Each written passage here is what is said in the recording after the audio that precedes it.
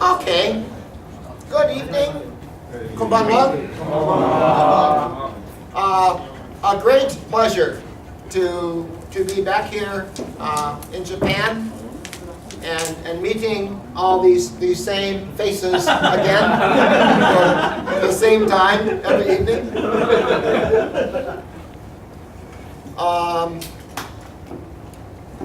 I think I know most people here, but I am James Coplien. I think I'm that. And I guess tonight we're talking more about the multi-paradigm design foundations, which are very, very old.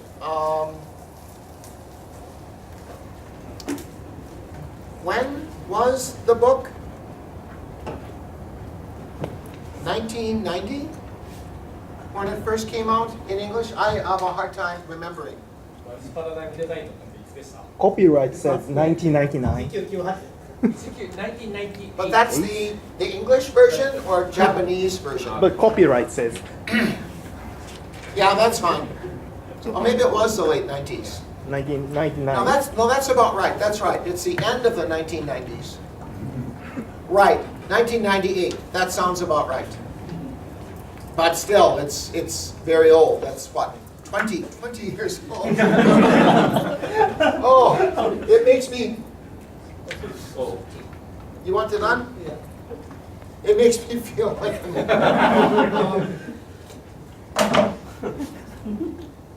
mic doesn't work. it was on. Oh, there you go. Okay. That is better. So these ideas were born in the days of C++. Now, you have to understand that back in those days, that people thought that Smalltalk was an object-oriented programming language. Even going back to the 1980s, everyone thought Smalltalk was an object-oriented programming language. And I was working in applied research in Bell Labs. And I was invited to the Netherlands, where they were building a new switching system because of a joint venture between Philips and AT&T. And they had a debate about, is C++ object-oriented or is CHIL object-oriented? How many of you have heard of CHIL? The language. The CCITT high-level language. CHIL. This was a standard, like Ada was a standard. Ada was for the military. CHIL was for telecom. This was the standard telecom language. And Philips strongly believed that this was the future of object-oriented. And AT&T felt it was C++.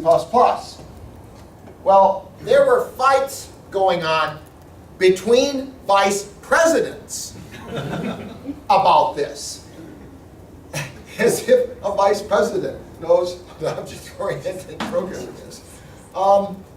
And so they organized this debate, and it was me and the inventor of CHIL, Paul Brancard, and some researchers like Pierre America, who is a French guy.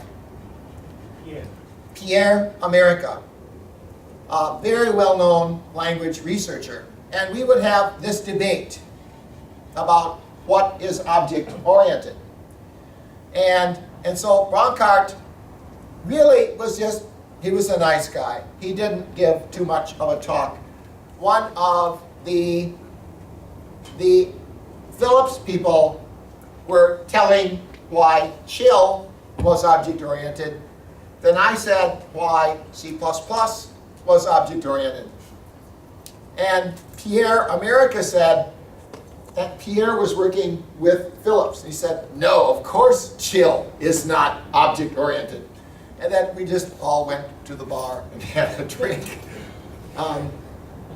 ちょっと歴史の話ですね。実際このマルチパラダイムデザインが書かれた時の話ってもう20年ぐらい前で、その頃こう C++ の時代だったと。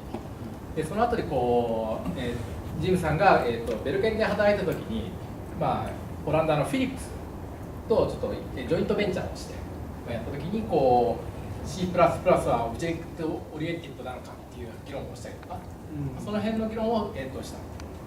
で、まあ、そこで何人かこうチルの開発を作ったりとか、そういう方と、まあ、議論をしたことが、まあ、ちょっと歴史の話としてちょっとありました。And so, why did C++ win? So, you have to remember, this is the 1980s, 1990s. So, what is a paradigm and why was C++ object-oriented? まあ時代が1990年、80年の時、なんで C++ がオブジェクト思考の言語ということで、まあ、よく言われていたのかということを、まあ、時代もあるんですけども、今説明します。So, let's all get in a time machine and go back 30 years. Why was C++ object-oriented? What are the ingredients of object-oriented programming? オブジェクト思考のその構成するものとは何があるっていうことですね。30年前に戻って考えてみようと。In 1998, or let's say, better, 1988. And it is three things. 3つある。何があります？ Anybody guess? Data structure. Well, that's kind of given, but yes, that's part of it. I mean, we can say that.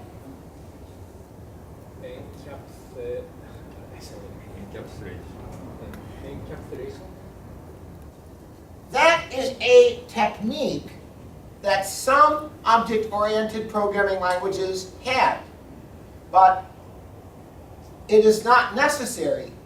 It's a feature of a good object language, but it is not necessary. Inheritance was one.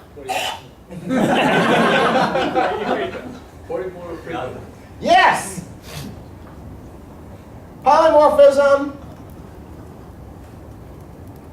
and one more, which is obvious. Maybe it is too obvious. Close. Who said class? Very close, but instantiation.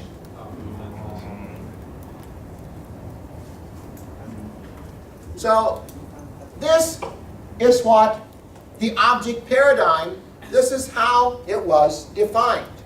当時はこの3つね、インヘリタンスとポリモルフィズムと、まあ、インスタンス化っていうものが、まあ、オブジェクト思考といったときに、まあ、この3つが特に言われています。And Chill did not have this. チルはインヘリタンスがなかった。So Pierre America said it's not object-oriented.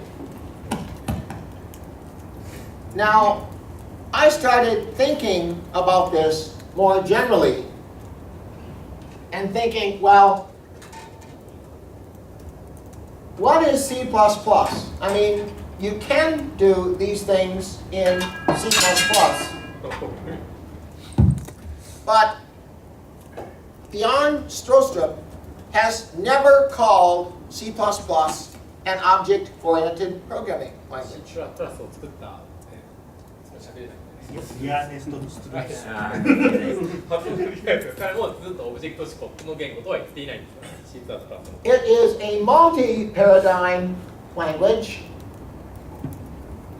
パラダイムラングエッジ that can support multiple paradigms. Now, okay, and that's fine, because we all know informally what procedural programming is. We know what generative programming is with templates, and ordinary old-fashioned data structures, or just modules, clue-style data structures, and you could do all of these. And informally, we knew how C++ supported each of these. C++ が対応してた言語というか、機能としてはですね、いろいろあるんですけども、ちょっと忘れちゃった。Then in about 1994, I started working with a guy named David Weiss and Robert Chi Tao Lai, a Chinese guy, wonderful man. And they had a way of analyzing systems to build domain-specific languages. And it was based on commonality and variation. 94年に、ジムがこの2人と働き始めたときに、DSL ですねを、主にやっていて、そこの時にコモナリティとバリエーションが、出てきた。特定の領域のために DSL を設計する手法というのを2人が学んでいて、それがコモナリティとバリアビリティに基礎を開いている。そうですね。あるシステムを解析するためのそういう特定の DSL を作り上げたっていう。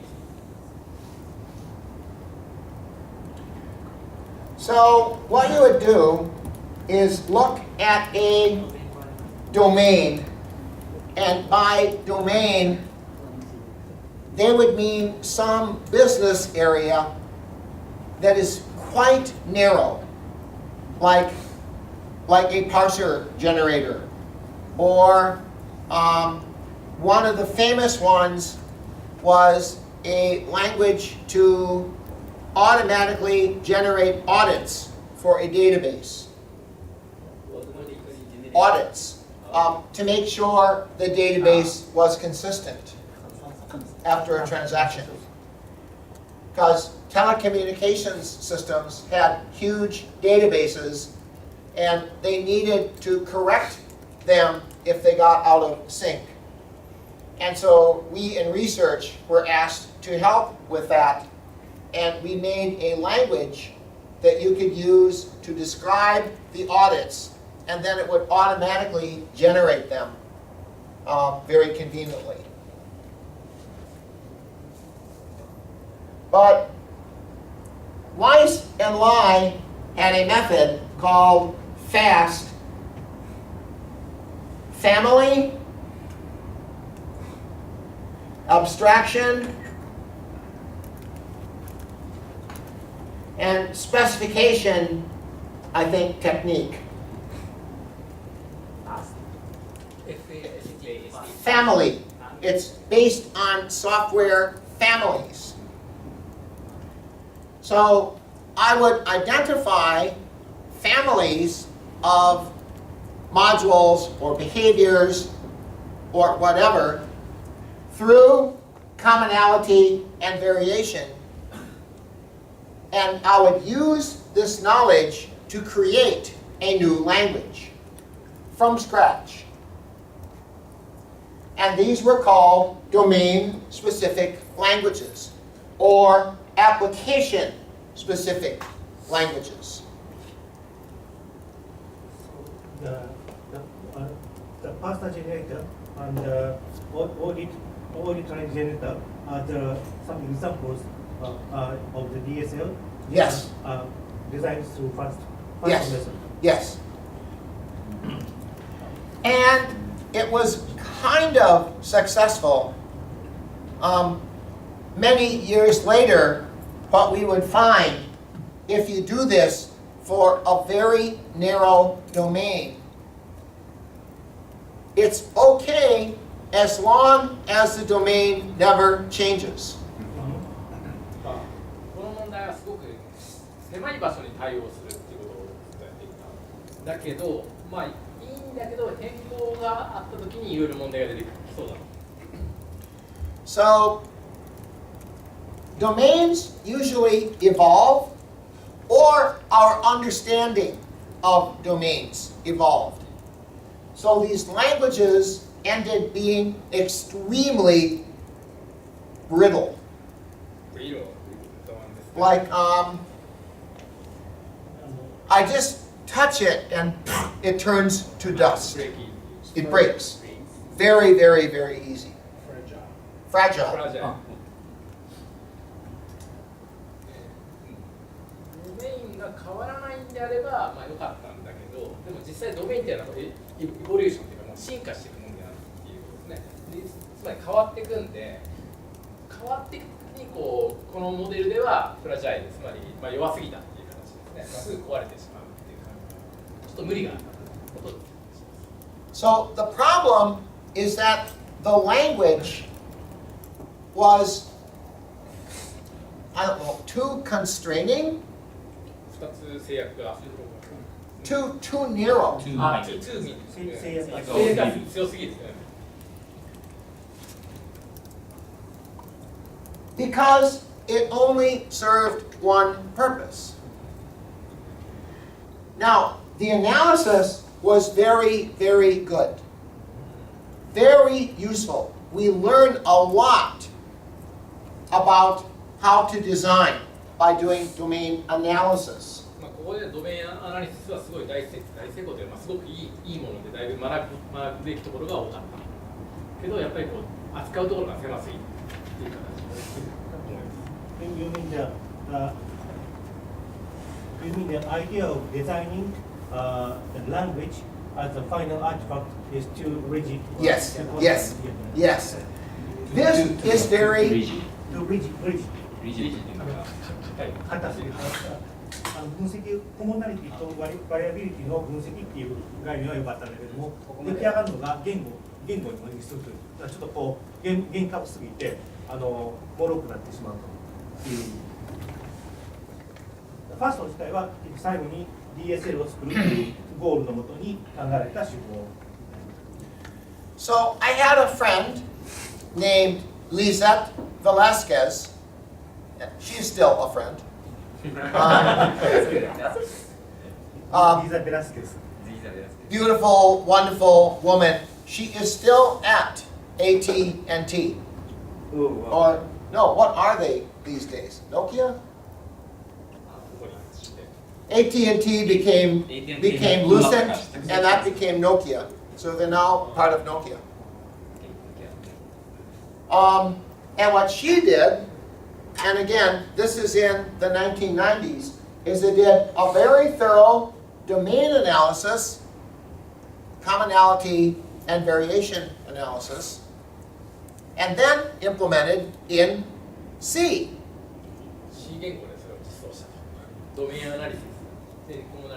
And it worked, I mean, because people were implementing in C anyhow.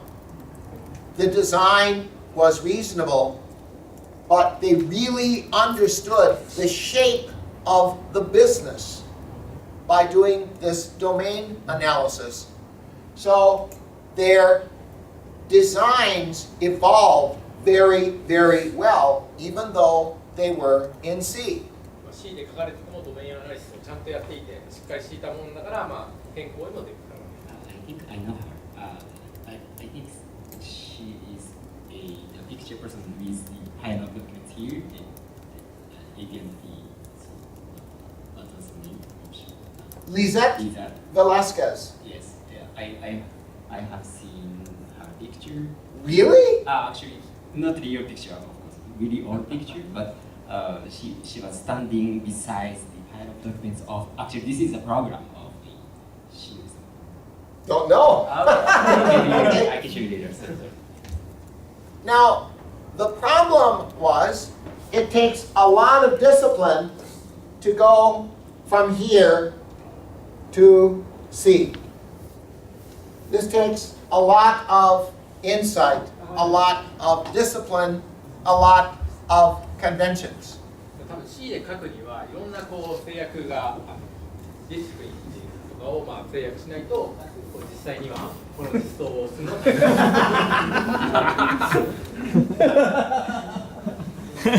こまで分かってないと言いますか、いやもう僕もあれですけど、ここまでの話でなんか不明なところがある方は、You're late! ファストはメソッドですね。ファミリー、アブストラクション、Specification, technique. Yeah. なんかその今の時点で多分不明点があれば知っといた方がいい。大丈夫ですかね。歴史の話ですけど、とりあえず。 So here we have this beautiful analysis that's expressed basically just in bits in C.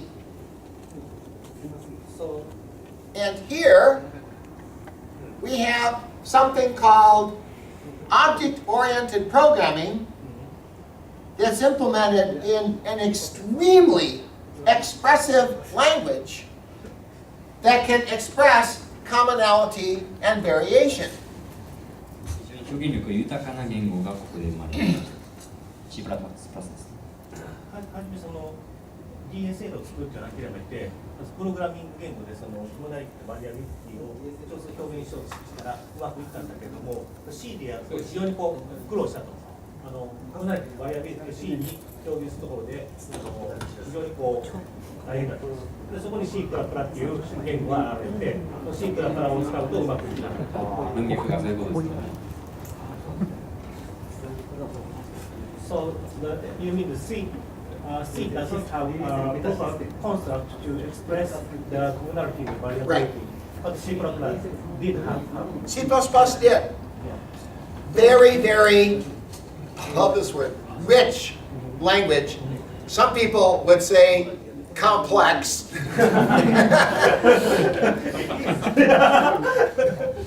I like the word rich language. Complex, yeah. But you see here what I saw is we have this beautiful commonality analysis, and in a domain-specific language, it breaks after a few years. In C, it takes a lot of discipline. I cannot read the C and understand the domain structure. I wonder what. I wonder why DSLs breaks after a while. Is it because they lack the method to extend themselves? I think that's part of it, because when you build a DSL, I mean, if I look at FAST, they have kind of a whole environment they build. You build a language processor, you build an interpreter, you build a debugger, and so the structure of the language really drives the tools. And so it's very, very expensive to change the language. There are too much thing is tied to the language itself. Yes. And of course, if the domain changes, the language changes, and that means that all the code written in that language might have to change. Now, in theory,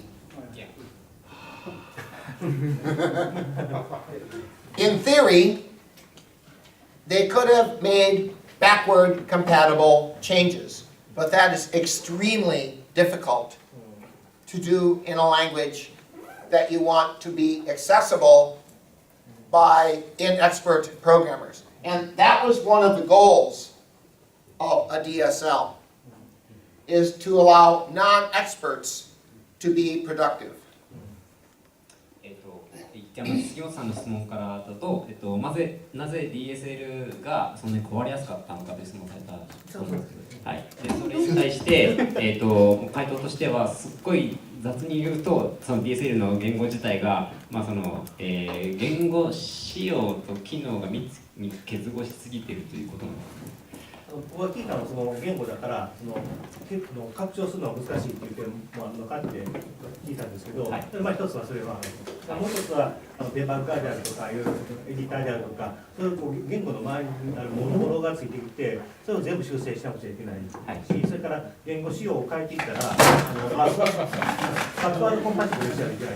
そこら辺は非常に難しくて。ということです。だから DSL の書き方っていうか、この言語の設計自体が言語の機能自体と密結合しすぎてたから、言語、コンパチビリティとか依存性を保持しようとしながら進化させようとすると、それが大変だったということです。Who here has studied physics?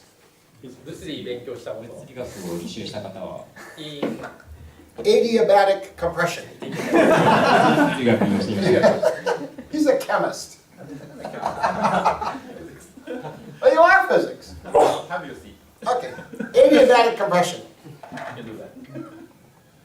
But do you see here what I saw? That we have a very expressive knowledge. We can just make a table of commonality and variation.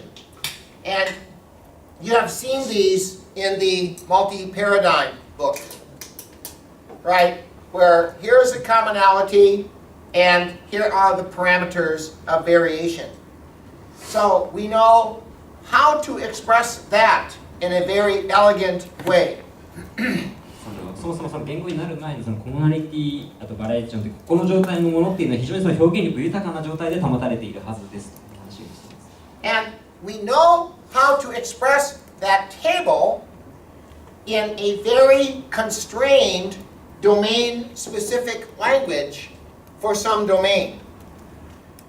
And it is fine as long as the domain never changes. We also know how to express it in C, but this code is not very readable. It does not have what is called intentionality. Intentionality means the code expresses the programmer's intent. コモナリティ、共通性、可変性分析のところで共通性可変性の表みたいなのを作る。表みたいなものを DSL で表現で埋め込むと硬くなりすると。C で埋め込むと逆にその意味が分からなくなる。インテンション、意図が分からなくなってしまう。細かすぎて。On the other hand, over here, we have C++ that is a kit of many language tools that can express commonality and variation, but our understanding of objects really doesn't have anything to do with commonality and variation. 右、C ではなかった C++ でやるといろんなツール、いろんなキットがあってそれが表現できるんですけども、ここで言われている OO の言われているインヘリタンスとか、この3つのことって、実際コモナリティとかバリエーションの分析には、関係がないものである。So, C++ is a commonality and variability general purpose language kit. C++ はここにコモナリティとバラエビリティの、汎用言語キットですね。それもあります。So, if we view C++ this way, what is object-oriented programming? この視点から見るとオブジェクト思考ってなんだ？ So, 1995